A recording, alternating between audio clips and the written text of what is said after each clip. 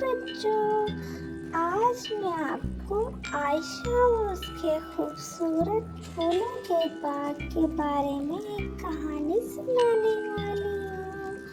آپ کو پتہ ہے، ایک پیاری سی لڑکی تھی جس کا نام عائشہ تھا۔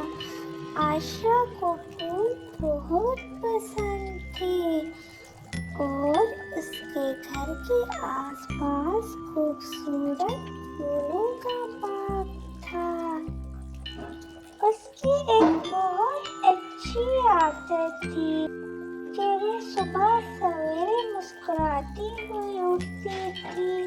سب سے پہلے اپنے دانت اچھی طرح سے برش کرتی تھی، کیونکہ اسے پتا تھا کہ صاف دانت ہی صحت کی نشانی ہے۔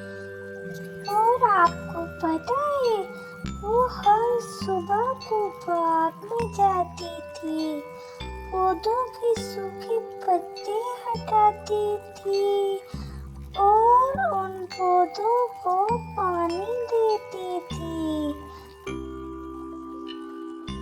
چھوٹے چھوٹے پودوں سے پیار سے باتیں کرتی تھی اور ہر جگہ باغ کی پوری صاف رکھتی تھی، جہاں ہر طرف خوشبو ہی خوشبو رہتی تھی۔ وہ ان کا بہت خیال رکھتی تھی۔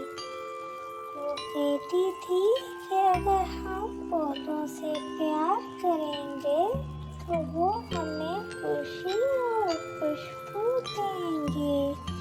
ایک دن اس کے باغ میں اتنے سارے بچے آ گئے اور پھول توڑنے لگے، تو عائشہ نے انہیں پیار سے سمجھایا کہ پھول توڑنے کے بجائے ان کی حفاظت کیا کرو، کیونکہ یہ تو قدرت کی خوبصورتی ہے نا۔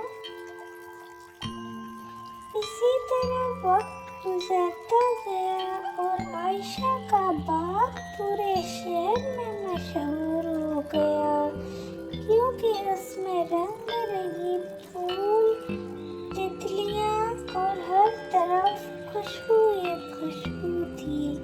یہ سب دیکھ کر عائشہ کی تعریف ہونے لگی اور عائشہ بہت خوش ہونے لگی، کیونکہ اس نے قدرت سے محبت کرنا سیکھ لیا تھا۔ ہاں تو بچوں، اس سے ہمیں سبق ملا کہ جو بچہ قدرت اور پھولوں کا خیال رکھتا ہے، قدرت بھی اس سے محبت کرتی ہے۔ اگر آپ کو کہانی اچھی لگی ہے تو چینل سبسکرائب اور ویڈیو کو لائک کریں۔ Bye bye.